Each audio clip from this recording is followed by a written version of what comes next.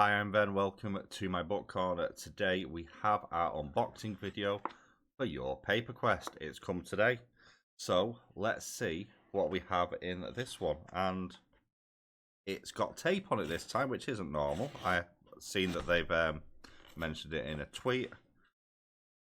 Adds to the fun. I've not got my knife with me like I normally do when I do these, so that was a sensible decision. So, oh, hello. Oh, I like you. I like you straight out of the box with these ones. Okay. So, first off, we have extra. Oh, I'm very excited about this. So, earlier this year, we had, in the first box, we had Automaton by Ian Young. So in April 2024, we featured The Automaton, an incredible blend of science and art to give an insightful and emotional depiction of the rise of AI in society. We're happy to announce that Ian Young has just released his latest short story collection, Darkness Unknown. We love The Automaton for its realistic and in-depth interpretation of the introduction of AI and its effect on civilization as we know it. Clandestine rituals, hidden portals to other worlds, creatures in the night, alien invasion, and scientific experiments gone awry. This short story collection has it all. So that is The Darkness Unknown by, as I was saying before I was rudely interrupted. So that is The Darkness Unknown. So guess what I'll be doing as soon as I've recorded this video? We're going to be buying more books, because that's always a great idea. Anyway, we have our letter. Lost in Space. Your Paper Quest August box has finally arrived. Summer is often a time to spend with friends and family, visiting places near and far. We wanted to emphasize this by focusing our stories around the sense of place. Our first novel is Pallas Lost by Jake Morrison, a sci-fi adventure with the spirit of a tabletop story. Firefly meets Titan AE, lovable characters borne forward by a mystery that takes them across space. It has a timeless sci-fi feeling, and we fell in love with a treasure hunt across the cosmos for the lost colony of Pallas, a place obscured by myths and legends. Okay, so that, if you don't know, I like tabletop games. I like tabletop RPGs. So that's Pallas Lost by Jake Morrison. I'm going to butcher names as normal. So, when Ensign Vasily Nikhonov's ship happened upon a drifting derelict, he had no idea how drastically his life was about to change. Not only had the crew been killed in an impossible manner, the captain of the ship left a reference to the child's tale of the lost colony of Pallas. Elsewhere in the 15 systems, scholar Elliot Charter gamely starts his own fool's quest to prove that Pallas is real. Armed with nothing but naivety and knowledge, he hires mercenary captain Scaldi Ulfsturter to help him on his quest. Things quickly spiral out of hand, leaving them all wondering if Pallas was truly lost. So we also have the extra bits. So we have our little book bookmark. It's real. Oh God, it's real. We're going to die, all of us. It's real. It's real. Jake Morrison. And then we have a note from Jake Morrison themselves. Hello readers, I am very excited to be part of the Your Paper Quest family. Hopefully you'll find my debut novel Pallas Lost a quick, fun and entertaining read. All told, the process of writing it took 10 years. I'm happy to report that the sequel is going to launch much sooner than that. I have plans for the 15 systems, and not all of them involve Skadi, Vasily, Elliot, and the rest of the crew of the Ruby Shift. Above all, I want you, the reader, to have fun. Reading is an adventure, and I hope my book whets your appetite. After the fun, though, the best thing is to spread the word. Write a review, tell a friend, ask your local library to get a copy, encourage other people to sign up for Your Paper Quest, which, if you are not already, Your Paper Quest is an amazing Indian self-published focused book box. It's for the UK, and I believe it now does US as well. The link to the site will, of course, be down below. I'm not even begging for the sake of Pallas Lost, although obviously I'd love to see my work get out there more, but the truth is that indie and self-published books live and die in the hearts and minds of readers.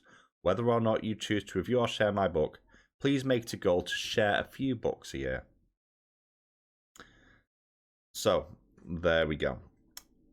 Excited. That, mixing sci-fi with sort of a tabletop vibe, that's my kind of jam. Our second feature novel is The Final Season, by Andrew Gillsmith. Hitchhiker's Guide meets musical theatre, darkly comedic in the face of an apocalypse being milked for views. Wait, is this sci-fi or is this current world? This is a story with its tongue in its cheek and its heart on its sleeve, a civilization in disarray as time is running out. Will the Rexons survive the end of all they know? And does any of it matter? Okay, so I like this cover. I like this cover a hell of a lot. So this is The Final Season by Andrew Gillsmith. Planet's Gallywood #1. It's one thing to know that the end is coming, quite another to know the exact date and time down to the nanosecond. Such is the unhappy fate of the inhabitants of Rexos 4, a once thriving planet that has lived under the doom of an inevitable apocalypse for millennia. Their entire philosophy of life may be summed up by the phrase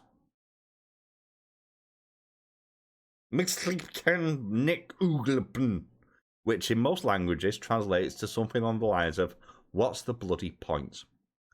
Unbeknownst to the poor Rexons, their predicament has also been the subject of the longest running and most successful reality television show in galactic history, now translated into over 200 million languages with closed captioning. With the end of the world just around the corner, the show is entering its all-important final season. Everyone knows how difficult it is to pull off a satisfying finale. Such stakes fill even the most hard-boiled Gallywood executives with fear and trembling. Now, we're not looking at the final season of Game of Thrones here, but watching you. Don't do the same with House of Dragon. John Gumpalus, Flixie Mop, Elvie Renfro, Rufus Camford, and a cast of colourful characters. Oh, I missed the word join at the start of that sentence because I can read.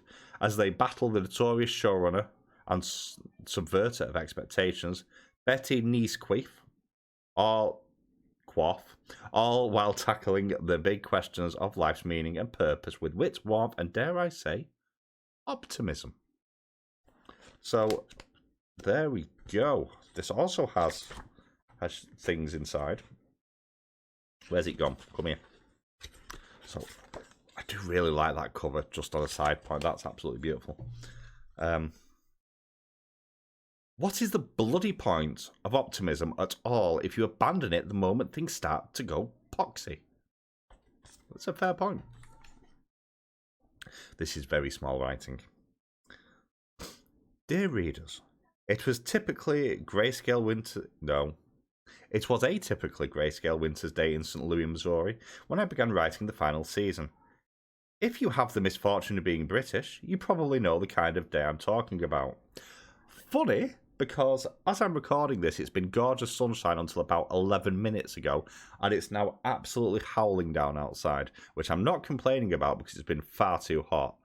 But it is very grey and very damp outside right now. So, just yes, I understand this pain very much so. Manchester weather, y'all. The kind where, although reason suggests that the sun must still exist somewhere behind the great wet blanket that passes for a sky, the hindbrain wants proof. The kind where one might point at a patch of the heavens and say, "Do you see that? Such a marvellous contrast between leaden grey and ashen grey. God truly is a painter." I'd also just finished my first novel, a dark sci-fi meditation on transhumanization and AI, with demons, global catastrophe, and geopolitical machinations thrown in for good measure. In short, I was depressed, and so I did what I always do to remedy my depression. I reread a few stories by P.G. Wodehouse. It worked like a charm. Not only did it put me in a better mood, as Wodehouse always does, it got me thinking about writing seriously. A month later, the final season was more or less ready to publish.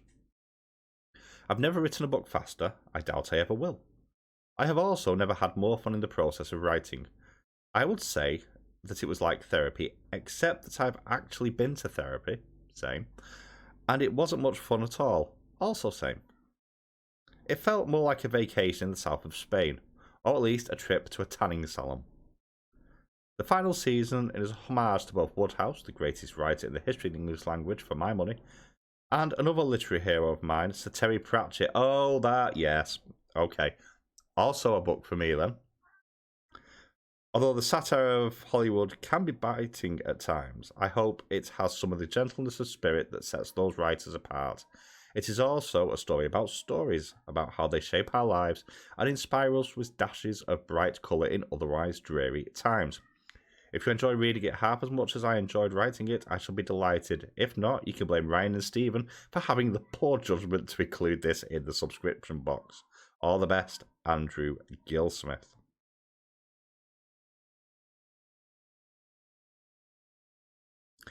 Okay, cool. So, Terry Pratchett's mentioned there. Pratchett's my favourite author, so I'm very excited for this box. Like, very, very, very, yes. Okay, anyway. Moving on with the rest of the letter. We have some amazing announcements this month. For the first time, our boxes are now available in the US. We also wanted to let you know that we are sponsoring the Medway River Lit Festival in Kent in November. We would love to see you there. I am hoping to be able to go down to that. We'll see. We'll see how things work out. We've had so many questions and comments for the authors. We're sure you will too. To ask these questions, check out the QR code below. It leads to the virtual book club, yada, yada, yada. So, there we go. So, we have The Final Season by Andrew Gillsmith. And we have Pallas Lost by Jake Morrison. I'm going to be honest, these might both push straight into my August reads. Because I want to up my sci-fi amount. And these both sound like exactly my sort of sci-fi. So, there we go. Links to the Medway River Lit Festival will be down below, as will to Your Paper Quest, their YouTube channel and their website. Give them a check out and consider subscribing to the box. It's been great so far, and you'll discover some indie authors. And as I may or may not have said on a couple of occasions, the indie space is perhaps the most important one for creativity right now in the writing industry. So there we go. I hope you've enjoyed this video. Thank you for watching. I will catch you all very, very soon.